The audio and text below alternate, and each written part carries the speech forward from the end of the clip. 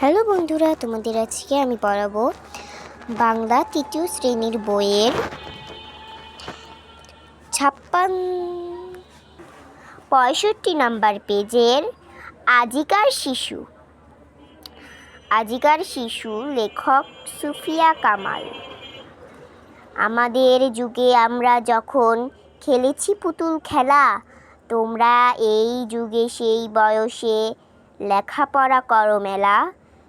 আমরা যখন আকাশের তলে উড়িয়েছি শুধু ঘুড়ি, তোমরা এখন কলেজে জাহাজ চালাও গুনগুন জুড়ি।